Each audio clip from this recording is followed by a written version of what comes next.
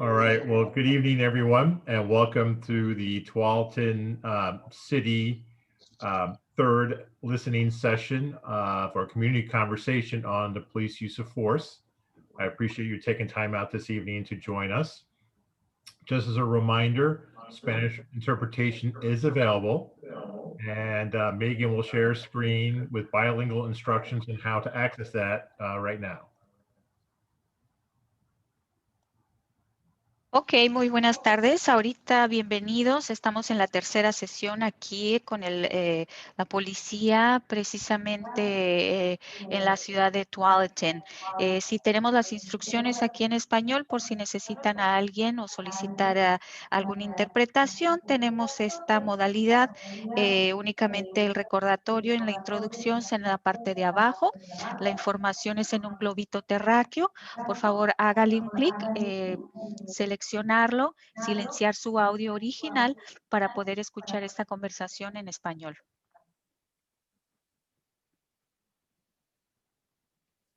All right, thank you. Again, just as a reminder, the purpose of this community conversation is to review our Tualatin Police Department's use of force policies because of feedback from our community and the national movements calling for police reform. To this date, as I mentioned, this is the third of our three community conversations. We've had two before. The first one being a review of the police use of force policies and a general review of the Tualatin Police Department in general. The second community conversation was a Q&A session where Chief Steele and Captain Pickering answered quite a few questions about the Tualatin Police Department and its use of force policies. And tonight is a conversation, basically a back and forth between the community and representatives of the police department. Following tonight's conversation, Tualatin City staff will generate a report based on feedback received tonight and throughout the process. This report will be provided to the City Council at their January 25th meeting for further discussion and direction. As I mentioned, each session had a different agenda, and I already covered that. It was a Q&A session last time, and the first session was a review. A few ground rules for tonight. Please be respectful of everyone's lived experiences. We all have different experiences here in the community. Please listen to others and don't interrupt them when they are speaking. And most importantly, allow the others time to speak. But if you do want to speak, please limit it to about 3 minutes so that we can get everybody's comments in and heard tonight. So our agenda for tonight is I'm going to introduce Deputy City Manager Megan George. She's one with the colorful mask on with, I believe, daisies, or there's a ducks on it. Sunflowers. Sunflowers, all right. Who will be helping to facilitate the process tonight. Again, the purpose tonight is to provide open-ended feedback, suggestions, and calls to action. Staff are available to answer questions, but their primary role tonight will be to actively listen. Megan has prepared a few prompts if needed, but we're hoping for the majority of our time tonight to be dedicated to be hearing from you, our attendees. If you would like to speak, please indicate in the chat box. Megan's going to monitor that, and we'll call on you when she sees that you do want to speak. Keep in mind that we want to give everyone the ability and time to speak tonight, so keep that 3-minute rule in your mind. I also would like to recognize a few other folks here who I see tonight, starting with council members of the Tualatin City Council. I see Councilor Valerie Pratt is attending. I see Councilor Paul Morrison, Councilor Bridget Brooks. We have Tualatin City Manager Sherlyn Lombos attending. And let me scroll through here. I thought I saw Representative Prusak was on the call earlier. Maybe she had to leave. Did I miss anybody? I don't see. Maybe they'll pop back in later. All right. So housekeeping items. This session is being recorded because we want to make sure we don't miss anything tonight when we get those comments. And we'll also give us the ability to post it on the website for people who miss it tonight. Being this is as a Zoom meeting, it is very difficult to get a sign-in sheet. So if you wouldn't mind sending your email address to mgeorge@tualatin.gov or text it to 971-201-1571 so that you can be included in the process moving forward, so that when we send out communications, you'll be very much aware of how the city is proceeding with this effort. With that, that's all I'm going to speak about to begin with. We want to hear from you, so I'm going to turn this over to Megan to facilitate the rest of the evening. Thanks, Mayor. So to get started, since we've got a more intimate group, what we're going to do is do a round of introductions. So I'll go ahead and I'll introduce myself, and then we can go around and people can popcorn in with their name and then also what brought you to this process. And then from there, we'll turn it over to somewhat of an open mic night. So I'll start. My name is Megan George. I'm the Deputy City Manager for the City of Tualatin. As the mayor indicated in his opening comments, this process was intended to provide the community an opportunity to engage on this topic after we had heard from many in the community and also the national movements. So with that, I'll turn it over to Chief Steele for his introduction. Chief Bill Steele, Tualatin Police Department. Thanks for coming out tonight. And then from there, whoever would like to jump in is welcome to unmute themselves and go ahead and introduce themselves.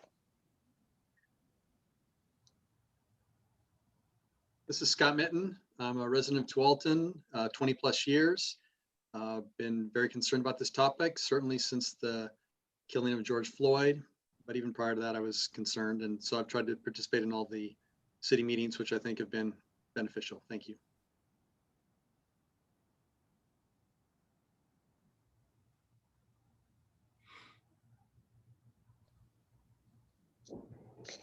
And I'll start calling on folks if we don't get somebody volunteering.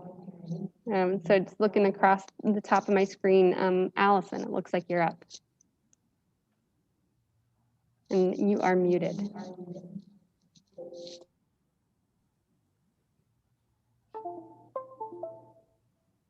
Hi, okay, I'm Allison, and I bought a house here in Tualatin about 6 years ago. I'm a CERT member with the ham radio, and that has been a lot of fun. It's been quiet with this COVID thing going on. And I wish I had been at the earlier chat sessions about the police, but here I am. That's all. Thank you, Allison. Let's go Captain Pickering next. I'm Captain Greg Pickering. I'm the patrol commander for the police department here. Looking down my screen, we've got City Manager Sherilyn Lombos. Hi, I am Sherilyn Lombos, City Manager here in Tualatin. I've been here for 14 years and have a great appreciation for the police department, but also have a great appreciation for Chief Steele and Captain Pickering and the folks that have opened themselves up for this process and have been really willing to participate. And then, of course, thank you to our community members who have come out and are interested in this topic. So thank you. Thank you. Looking across my screen, we've got Councilor Brooks, and after that, Councilor Morrison.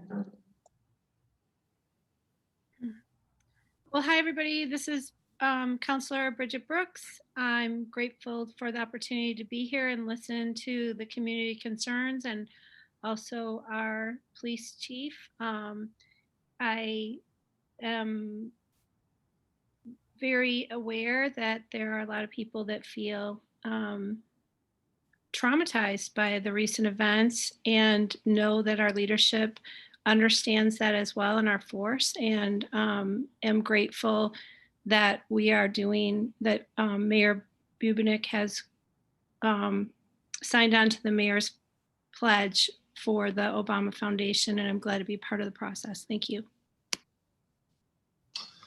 Yeah, hi everybody, Councilor Paul Morrison. I have 3 kids at Tualatin High School, and so we've been following this and other issues associated with law enforcement with just a lot of listening. And I do want to say, I give a shout out to Allison. You're my best friend in the event of a disaster, Allison. The work that you people do with CERT is just amazing, and a shout out to that entire group and all the time that they have put in to for something we don't know when it's going to happen, but when it does happen, we're going to really be thankful that you're around.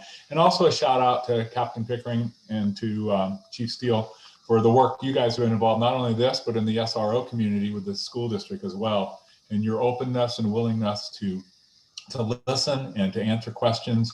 And then finally, thank you to the rest of the community for showing up. And it has been a very interesting and for me, a very learning 3 meetings so far. Thanks. I've got Councilor Pratt and then Emily Crowan. Hi, this is Valerie Pratt, Tualatin City Council, and I'm also here representing the Tualatin Community Police Foundation. I really appreciate all the work that Chief Steele and Captain Pickering have put into this, and it's been an amazing learning process attending this meetings, and I'm really interested in what people have to say tonight too. Hi, my name's Emily Crone. I've been in the city since 1982.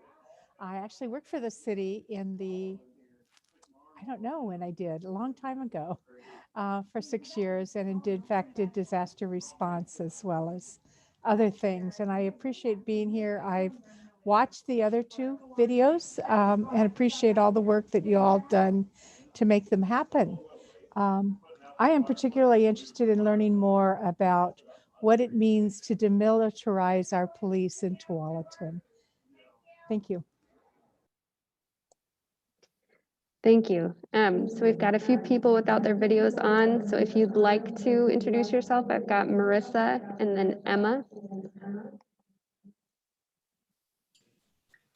I'm Marisa. I moved to Tualatin in 1993, and I feel the city is very supportive of the residents. And so I like to be supportive also, and it's really wonderful to be included. Thank you. Hi, I'm Emma Gray. I've lived in Tualatin a little over 22 years, also a member of the CERT team, and just really interested in this issue, been very troubled by a lot of the things that have been going on with policing in our country. Grateful that we have such great leadership in our small town, and appreciate the opportunity to listen and learn from the series of meetings. Thanks all. Thank you, Emma. It looks like we've got Roxy and then our city attorney, Sean Brady. Hi, everyone. I'm Roxy Mayer. I'm from Representative Rachel Prusak's office. Yeah, so Rachel Prusak you saw earlier, it was just me. I know that the representative is really inspired by this conversation and the collaboration, and I'm here to listen.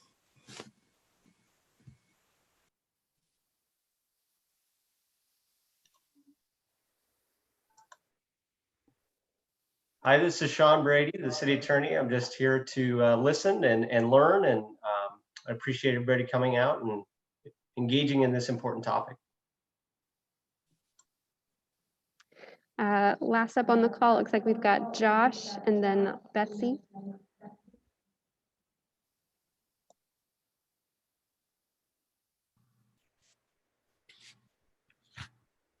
Well, I can speak, I guess. I'm Josh. I am representing Tualatin Life. I'm just here as a journalist covering the conversation so we can, give the whole topic some publicity and show the community what's going on. And that's about it.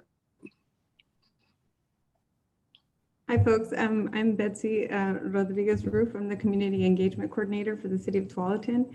And I work very closely with the community. And I just want to say that even though there may not be a lot of folks on the call, I know that there are a lot of people in the community who are very interested in this topic and who are following the conversation closely. So, just know that there is support happening in the community. And thank you so much for doing this. Thanks, everybody. We also have a few people here in the poll center. We do have a computer set up so that they can provide comment, but I'll just keep going unless you guys want to introduce yourselves now. Right over there.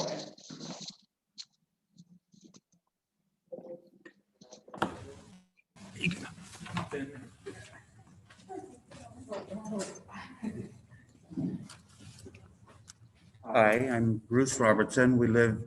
I brought my wife and one of my children. Okay. And Hi. all righty. And say it again, you mean? Were you pointing to, Chief?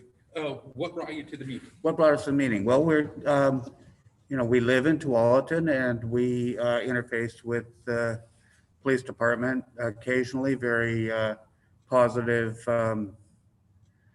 interactions. And we feel like Tualatin is a very safe city, and we feel like our police department is, we think it's sufficient to keep it safe. We're not interested in reducing our police department. And we think, that there's been a lot of heat with not so much light on this issue. I think something that news organizations don't manage to sell are numbers. And I think we don't have a sense of how infrequent the problems truly are with the police departments in the United States. And it's, extremely rare for things to be a problem. And I think things have gotten blown out of proportion. And then we have a lot of reaction that's problematic, and advocacy for reducing police departments. And I hate to, see where that could go. So that's my concern. Thank you. Thank you. Got one more introduction from the police department.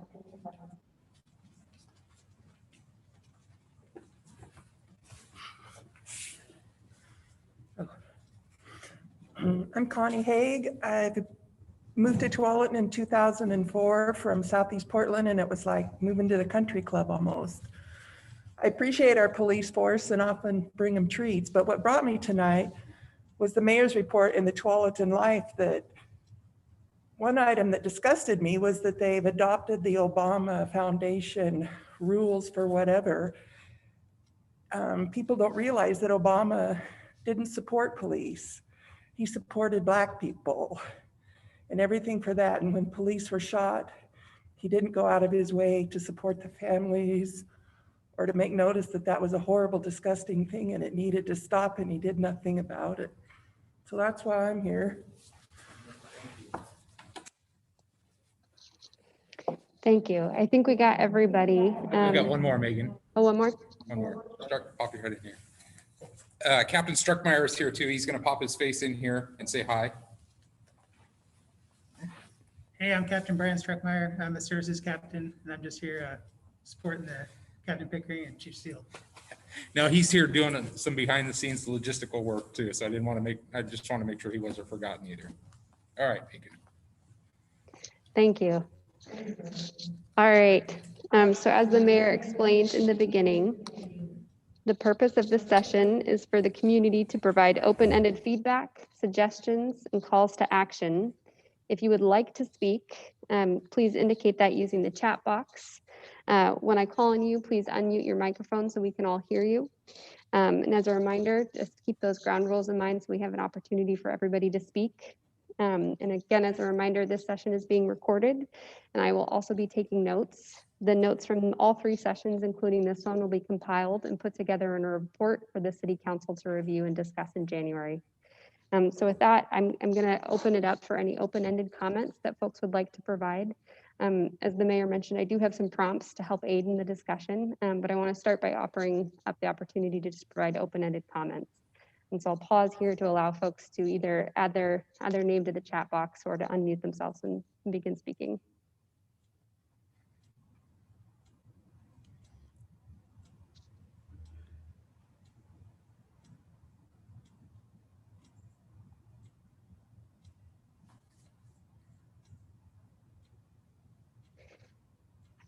was reminded earlier today that in teaching, you're supposed to wait 20 seconds before moving on and providing the answer. So I'm doing my best to count in my head, make sure I'm allowing enough space. Super quick comment. I'm interested in policing and mental illness. That policing and mental illness? Yeah. Wonderful.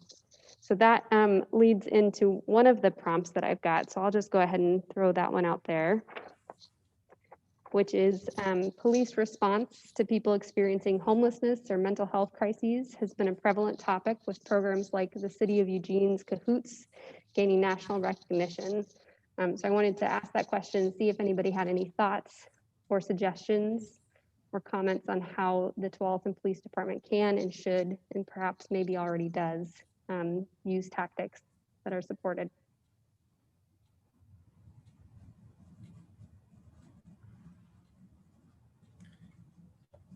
I might lead off, Megan. Please.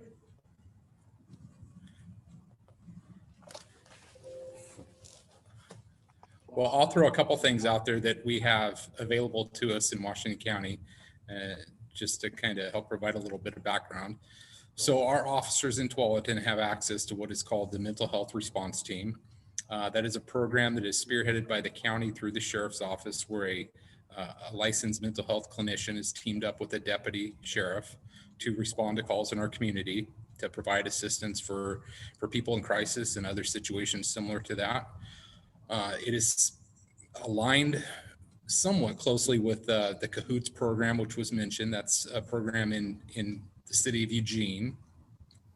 And if I remember, Cahoots stands for Citizens Assistance Helping Out on the Streets, something very similar to that, where they have a person with some mental health background, not necessarily a licensed clinician, that is teamed up with someone with medical training, and they respond to lower level non-police urgent type calls.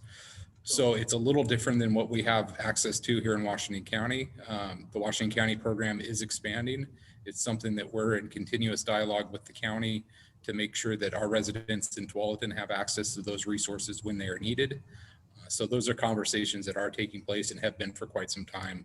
So I'm fairly confident with the resources we have available to us.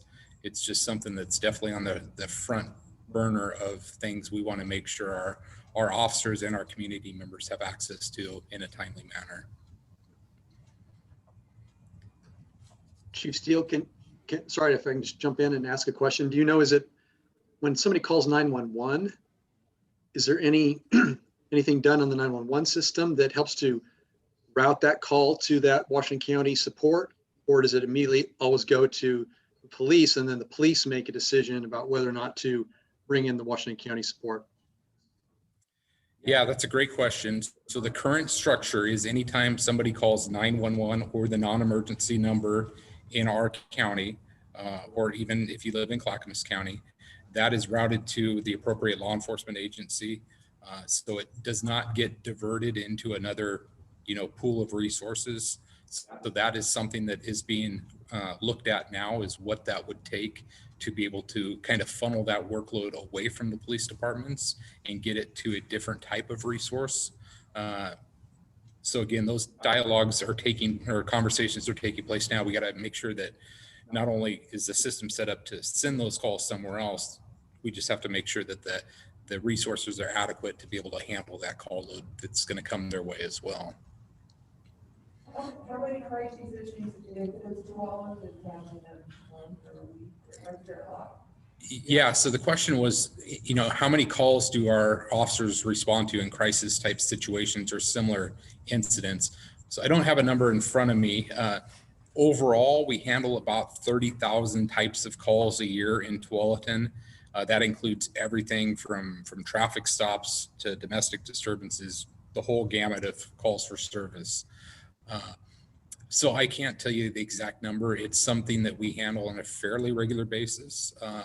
My perspective for doing this for 25 years now, that number seems to increase every year. There's more people finding themselves in some type of crisis situation and in need of some type of assistance. So it just seems to be something that our officers are dealing with on a fairly regular basis, daily, if not every other day at a minimum.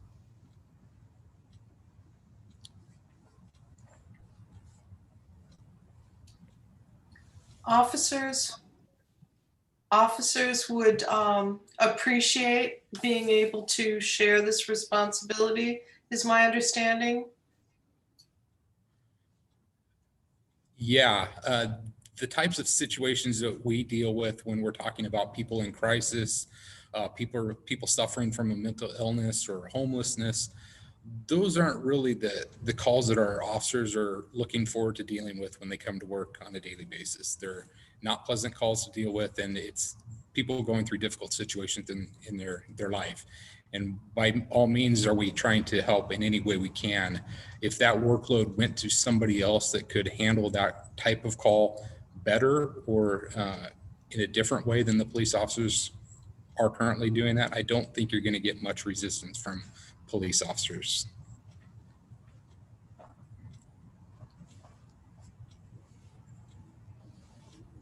How big is that mental health network at this point? I don't think I got that entire question. Could you repeat that? Okay, so there's this mental health, I don't know what you said, the mental health part. And I'm wondering how big is it compared to the police department? Don't you? Are you asking perhaps about the Washington County program? Yeah, I think so. Okay, that's a good question. So in Tualatin, we have staffing levels that allow us to have at least 3 officers working 24 hours a day. That's our bare minimum staffing levels. The Washington County Mental Health Response Team is currently up to about 2 teams per shift over 7-day-a-week coverage. So that's in a perfect world if the clinician and the deputy is currently available. So they come on in Captain Pickering, correct me if I'm wrong, late morning hours, and they work until the late swing shift hours. And now they are able to do that 7 days a week. Does that answer your question, Allison? Again, if I could. Yeah, please, Captain. I think it's an important piece to acknowledge when Chief Steele says there's 2 teams from Washington County Sheriff's Office with a clinician and a specially trained deputy. They do come on mid-morning, 7-day-a-week coverage. There is some coverage later in the evening, but that doesn't cover the entire Washington County policing agencies and the county of Washington. You know, in Tualatin, as Chief said, at one time we could have 3 officers working, but that MHRT, as they're called, those teams are stretched pretty thin because they're very busy throughout the county. So they typically will go from call to call to call throughout the county just because that resource is used so frequently and is in such great need.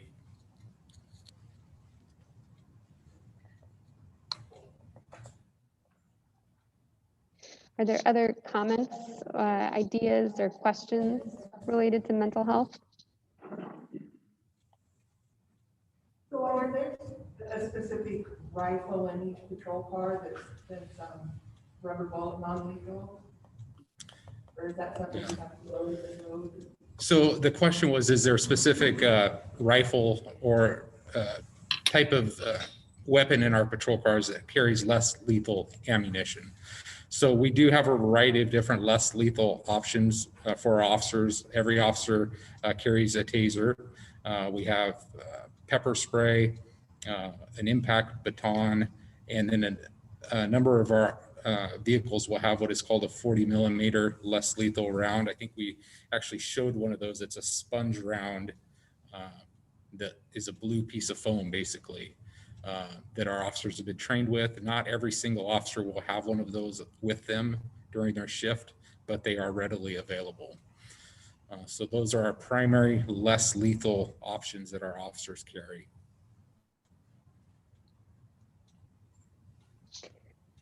All right. Any last comments on this? So what is this team with the counselor and the officer? What is does that team do that's different from if that team wasn't available? So you have able to call like that. So the question was, what does this team do, the MHRT team do that is different than what a normal police officer would do? So the benefit to having the mental health response team and having a mental health clinician with them is that they have the ability to access a different network than your average police officer is going to network when it comes, when it has to do with if a person is currently being seen by a medical professional, kind of potentially what medications they're on. They're going to have access to different information than a police officer will. A police officer still has the ability to take somebody into protective custody if they feel that that person is a danger to themselves, others, or can't provide for their basic needs, and take them to a hospital to be evaluated. So that's very similar. The MHRT, the mental health clinician, can do things just a little bit differently. They have access to do what is called a director's hold, where they can take somebody into custody based on a little bit different set of circumstances, but it's very similar. The biggest benefit is not only do you have somebody that can help you engage in conversation with somebody that's in crisis, that's had some different type of training than police officers typically receive, they'll just have access to a little bit different information as well. And do officers respond at the same time as the MHRT? Yeah.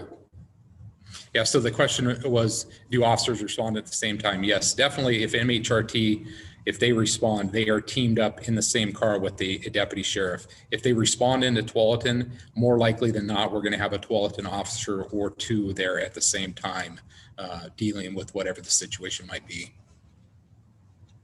So is this mainly a question of workload or specialization? Or is this something that dealing with this is taking away from those other things that you think the police should be focused on? Or is it just to specialize for officers to also have this training that, like the professional would have to just deal with these crises? So the question from the audience, I'll try to summarize it. It's basically, what's the benefit of having a person like that is assigned to MHRT handle a situation like that as opposed to a police officer? In a lot of ways, the job's going to get done. We're going to render the assistance needed to the person and get them the help that they need. The additional benefit is you now have somebody that's got a little bit different background, some different types of training that could be beneficial. And then you're also at the same time not having a armed police officer having to potentially deal with a situation that, at the end of the day, no police officer wants to have to use any type of force if possible, but especially in a situation where they could find themselves in a deadly force situation because somebody is going through a crisis in their life. And as a means to cope with that crisis, they are arming themselves with either a handgun, a baseball bat, a knife, some type of weapon that could put a police officer in a situation to react to that. Again, that's in a perfect world situation. There's just a little bit difference in on how the call may be handled. It's not a perfect situation by any means. There's always a potential for something more significant to happen, but it's just an additional resource that could be available. So then what happens if that person becomes combative with the health professional? Yes. Like, what's the difference between, they're still putting someone at risk? So the question is then what happens when that person becomes combative or threatening towards the mental health worker?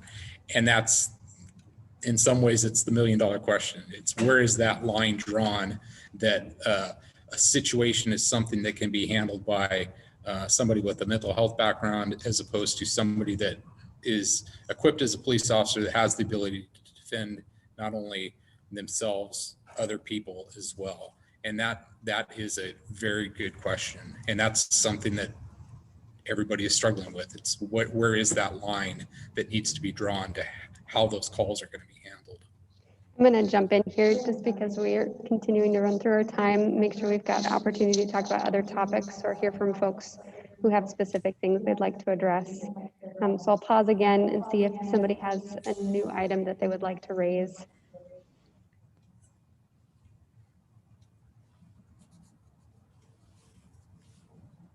Okay, the next prompt. So we received many questions about the police department's data, including questions about threshold events, use of force, the types of calls that are received, and also stops. So what data is important to you to hear about? In what way would you like to hear about it? How often? And any other feedback you have on that topic. Earlier on, we did receive several questions about providing quarterly updates to the City Council as an example on some of those pieces of data.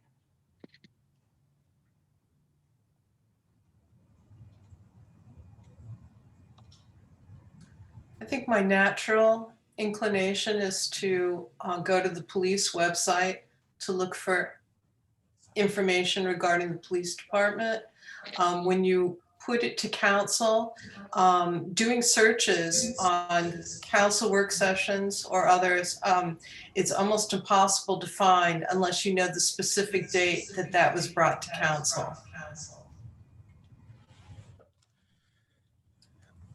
So I think one thing, and I don't want to dominate the conversation, I'm sorry, I just wanted to chime in a little bit, that I think what we're going to try to do a better job of in the future is posting information to our website, under the city website, under the police department page, that will have tabs for whether it's use of force data, traffic stop data, some of that other information that we will be presenting to, or we will actually give to anybody that asks for it. Just having it readily available so people can get to it a little bit quicker. Just like our policy manual. We put our policy manual online for anybody that wants to review it can review it. And so I think that will help with some of those potential issues, not having to dive through a ton of different city council meetings trying to find that. If we can put it readily available on our website, people will have access to it. Well, my concern is, so if people want to know how much use of force or what it was, but unless the three people that want to know and want to make deals out of it, unless they were there, they don't really know what went on. Yeah, so the question or response was, if we put that information out there, it could paint a certain picture, but unless the people that were actually involved in the incident were there, you might not know. So yeah, the data that we present or we capture and will have available, it won't give specifics on what each incident was or what the circumstances were that led up to a use of force. It's going to be pretty raw data, but it does give an indication of the types of incidents or the number of incidents that our officers respond to on a yearly basis and how many actually result in the use of force. What is considered use of force? Is handcuffing someone use of force? So we have some technical definitions in our policy for a use of force. I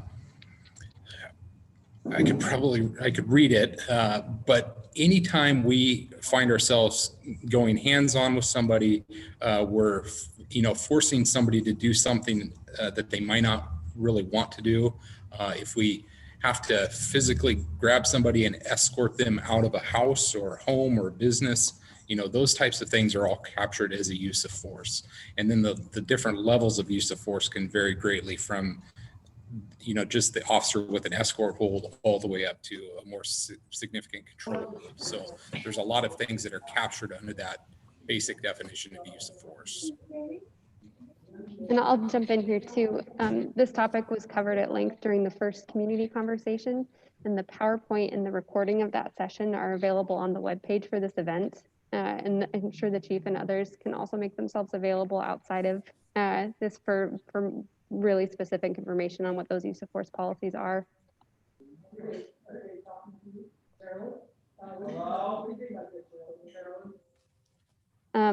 Other thoughts or questions on data?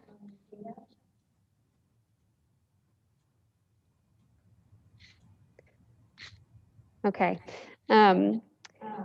So as Chief Steele explained in previous meetings, the use of force policies are one component of the larger 12 police policy manual.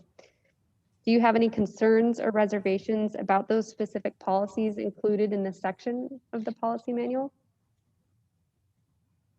And I know in the first or the second session, we received a lot of very specific questions about individual policies within that section related to what constitutes a threshold event, training related to that, and time thresholds and things of those natures. So I'll open it up here and see if folks have ideas on that.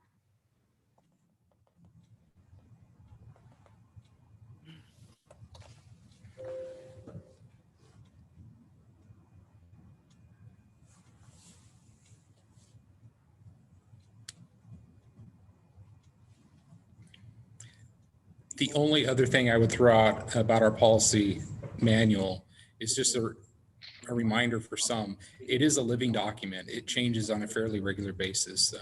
When case law changes or some other best practice comes to light, we are consistently reviewing that and making changes as needed.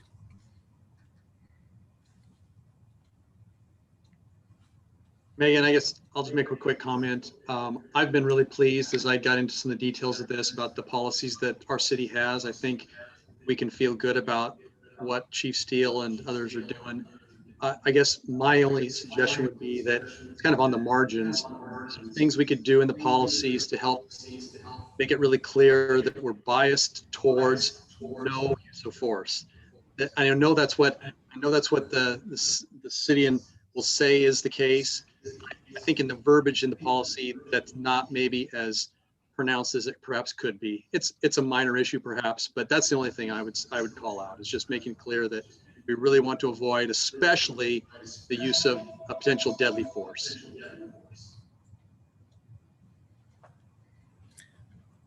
I actually think that's a very good point by Scott. It's so important that our policy matches our practice and what we're doing on a daily basis. So not only how we conduct ourselves in the performance of the duties, but how we train our officers as well. And there's been more emphasis on things like de-escalation. Until recently, that probably wasn't in as many areas as needed in our actual policy manual. It's something we've been doing for a number of years and incorporate into how we train our staff to deal with situations. But that actual term wasn't captured as much as it probably was needed in our policy manual. So we're making those adjustments. And so again, I think what he just mentioned in terms of we train our officers, don't use force if you don't need to. Use the least amount of force as possible to get the job done. So those are things that we train on a regular basis. We just need to make sure that it's captured in our policy as well. So Chief, I received a question through the chat box. So I'll go ahead and read it out. So the question is, what do you see possible for demilitarization of our police department? So that's a good question. And I think that warrants some good conversation about what that means and what maybe the expectation of our community would be. So the uniform I'm wearing has a lot of equipment on it, and it's there for a reason. It's been developed and changed and modified over the years to make sure that the police officers have the tool they need to get their job done. Again, take care of themselves, take care of the community. So everything that is on a police officer's uniform is really needed. Now, there are some changes that have occurred over the years that might give a little bit different perception on what that uniform is. And I'll use an example of the load-bearing vest. It's the external ballistic panels that our officers wear that police officers have been wearing for 25 years. It's just been within the last 5 to 10 years, you started seeing those coming from underneath the uniform shirt, which is how I wear mine, just out of how I've been wearing it for 25 years, to a uniform like Captain Pickering has on, where that ballistic panel is now on the outside of the shirt. And the reason it's on the outside is now it can be taken off when we come in to the office when it's 120 degrees outside and we've been sweating all day long. You can take that off and physically cool off for a while. It also allows you to put some of that equipment onto the vest itself, where it distributes the weight load a little bit differently. So ergonomically, it's better for the officer. What I have on me right now weighs about 30 pounds, and I lug it around. I'm looking at a 13-hour day today. So I've been wearing this all day long. So anything we can do to physically move that around to make it a better option for officers, that's what we've tried to do and accommodate over the years. but I can understand the perceptions on how it makes officers look a little bit more militaristic. And so those are things that we're discussing. What is there anything that we could do? It's a topic of conversation in the school resource officer discussions. Is there a different type of uniform that the officers could use and wear in the schools that doesn't kind of give off that same perception? So those are dialogues that we're always looking at and talking about, but it's a difficult one because I'm here to support officers as best as I can. I want them to be in a healthy situation physically for their career and be able to survive and make it through a career. So those are conversations that we'll put a lot of thought into, and I don't want to make a rash decision and say, okay, we're going to change it because we don't like the way it looks, when it provides a lot of benefit to our officers as well. How secure are your implements, grab and run, you know? So the question was, how secure are what we carry around on us? So a number of different things are in play for each type of equipment, whether it's the handgun, the taser, how the holster itself may work, some of the retention pieces that go along with that you have to physically manipulate the holster in a certain way to remove the handgun out of the holster. The taser is the same way. Some of the more less lethal options like pepper spray, that's just going to be in a Velcro pouch. Could be fairly easy to get into if you're struggling with somebody, but that's a part of the training that we incorporate in with officers as well, as how to retain those pieces of equipment if you were to find yourself in a physical confrontation, because we definitely don't want a handgun or some other significant tool landing in the hands of somebody that doesn't need it. One more question, so your rules of engagement, right, your, you know, what lethal force, when you use it, not, how is that set up? Is it appropriate for the public to read it and get the same impression that as a trained officer who it's written for officers? Yeah. You know, So the question has to do with the policy. If a community member reads it, are they going to interpret it the same way an officer will read it? If I'm summarizing that correctly. In some ways, no, that's not going to be the same. The reading of a policy and then actually putting an officer into a simulated set of circumstances where they have to react to certain things, your body does things when it's under stress. And so reading a policy on one side that says this is what you'll do in A, B, and C situations is going to be drastically different than when you put an officer in a situation and their body does certain things under stress. If you find yourself in a very stressful situation, you get what is called tunnel vision. You'll lose a lot of your auditory senses, your fine motor skills, your ability to manipulate things with your fingers. When you're in a very stressed situation, a lot of that goes by the wayside, and you have to figure out ways to work through that.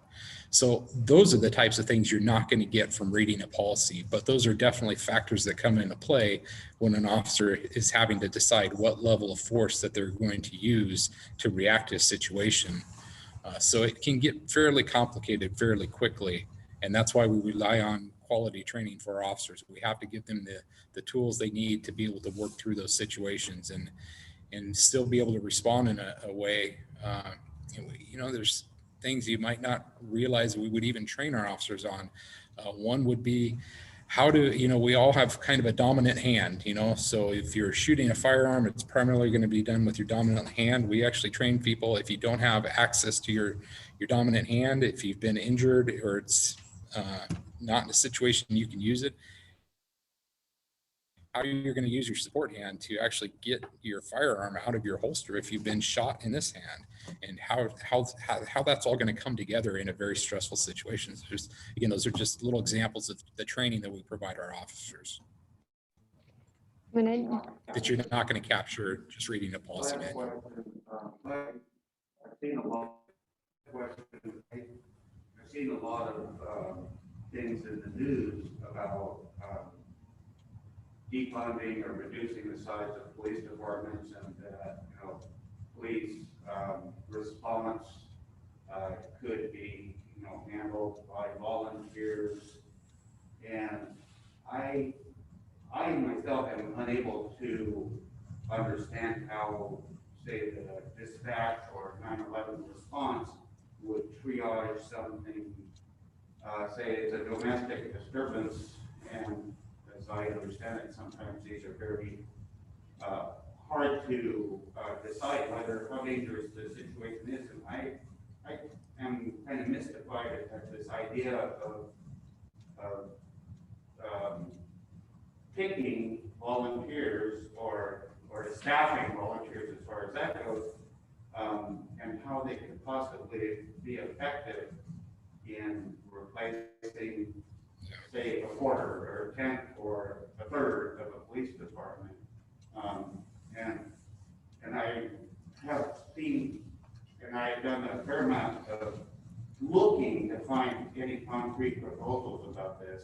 And so that's part of my motivation for coming tonight, because I don't see those things as realistic. Maybe there's going to be some, new kind of cross between elephants and giraffes, but I don't see where this can possibly happen. And I'm not looking forward to anything like that in fall.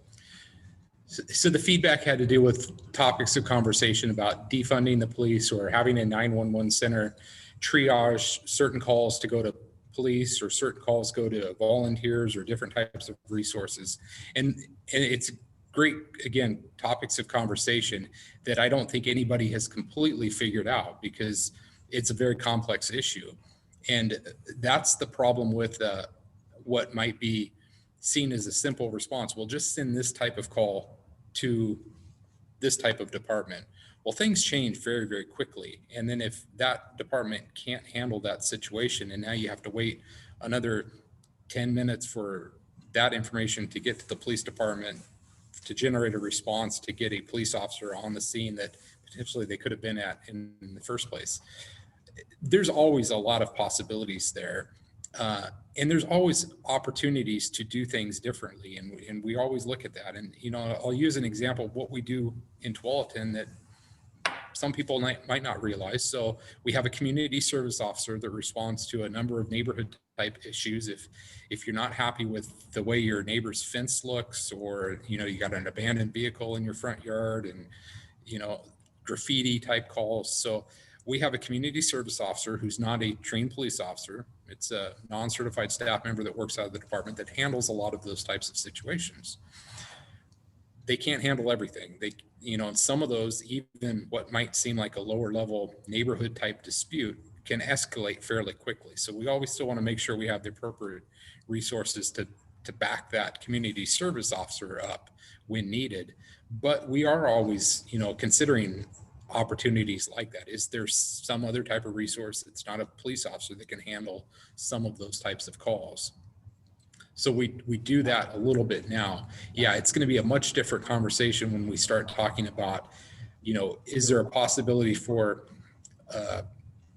maybe a mediator to respond to domestic violence calls?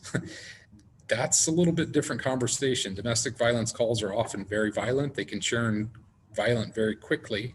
And you want to make sure that the resources are there to handle that situation. And you don't always have the luxury of saying, okay, this didn't work. Now we need to call somebody else and ask them to respond. Because when you're dealing with a situation like a domestic violence or some other type of violent incident, seconds matter. And you want to make sure you got the right resources there in the beginning to get the job done in a way that it doesn't put anybody in jeopardy that doesn't need to be in jeopardy.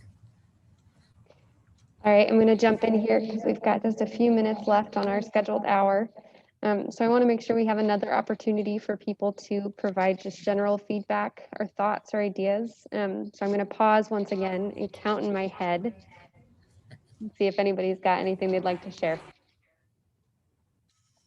I just thought of one other thing. So we're about community policing. What are things that the community can do to maybe help mitigate or we're not the mitigators, you are to help.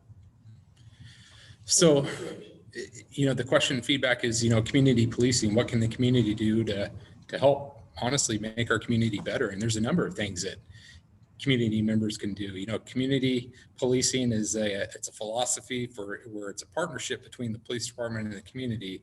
You hear things like, the police, we can't arrest our way out of a certain problem. Well, we can't provide a safe community without the partnership of the people that live here either. So we need people to call when they see things that are suspicious. If you see something, say something to somebody. And then go on to the other side of the spectrum. I mentioned our community services officer. We don't do a great job as a society of when it comes to how well we know our neighbors. We don't get out of our houses probably quite as much as we used to know the people that live around us. So on one hand, if you see a suspicious car in your neighbor's park or in their driveway and they're out of town, call us. But at the same time, if you have maybe an issue with your neighbor's fence or they haven't mowed their yard in a while, maybe reach out to them and see if they need any help with something like that, as opposed to immediately calling the police. The police, well, we're here to respond to anything that you need us to respond to. We don't need to respond to everything. And so that's something that could help with some situations like that is put some thought into what you can do as a community member that could help solve some of those problems as opposed to immediately calling the police. All right, other comments from anybody on the call? Really quickly, I have loved your meet and greet. I know the meet and greets aren't happening now, but they were happening at the Starbucks. And I went to several of those. And at one of them, I met one of your guys. I don't remember his name, but we chatted a bunch. And if I ran into him, out in the world, I'd be like, yeah, I talked to that guy. I met him. Maybe he would recognize me too. Thank you. I'll just respond to that briefly. We enjoy meeting the community every chance we can get. This has been a tough year for us, as well it has been for everybody on this call in a number of different ways. It's really had an impact on our community engagement efforts. We haven't had the opportunity to engage people at, holiday lights didn't happen this year. The Crawfish Festival didn't happen. The Regatta didn't happen. And countless other opportunities where we get to get out and engage our community. We haven't got to do that this year. So we're very hopeful for 2021. We'll put this pandemic behind us and we'll be able to continue some of those engagement efforts and just let people in the community know who we are, what we're here to do, and how we can help make it a safe community. Looks like we have a couple comments in the chat box. One from Councillor Brooks, who says, thank you to everybody who took time out of their evening for this important conversation. Another comment from Marisa says, thank you. This has been a positive exercise, benefits the police department, and she hopes that those who feel this has been negative see the positive. So I know the mayor has a few closing comments. I'll just mention that we do have an opportunity if you have additional feedback you'd like to provide, or somebody who wasn't able to join but had something they'd like to share. If you go to that same page on our website, and I've got a slide that I'll pull up, you can go ahead and leave a comment as part of that as well. And with that, I'll turn it back over to the mayor. Thank you, Megan. I want to thank everyone for coming out tonight. That concludes our 3 community conversation sessions. All 3 were terrific. As Megan just said, there's full opportunity for feedback. The city, on the city's website, there is a page where you can provide comments anonymously. Just type in your thoughts if you forgot to get it in there tonight. She's popping a slide up now. There you go. So I'm pointing out the virtual comment box. So that'll be open between now and the end of the month. So I encourage folks, if you forgot about something tonight or something popped in your head between now and then, go ahead and type in those comments. Those will be included in the report. It will be sent to City Council on January 25th. That will review, and we'll decide on how we're going to move on in the future. If we need to make some tweaks or modifications or just updates to the police policy. Again, I want to make sure that send your email address to Megan at mgeorge.gov or text it to her so she can shoot you an email with updates on the process. So she's popping that up there. Terrific. And with that, I appreciate everyone's time tonight. I've enjoyed the research. I've learned and I look forward to seeing the report and making the Tualatin Police Department even better than it is now. We all hear how people really respect and like the police department and the officers in it. And we just want to continue with that and make it an even better and more respected police department that it's always the best place to, best workplaces in Oregon or in Portland. When they were just named that from the Oregonians. So I wish that to continue and that our officers are well trained and we don't have the issues that other communities have throughout the United States, that we have a model police department that is respected by all in Washington County. So with that, have a very good evening and have very happy holidays if I don't see any of you. Take care.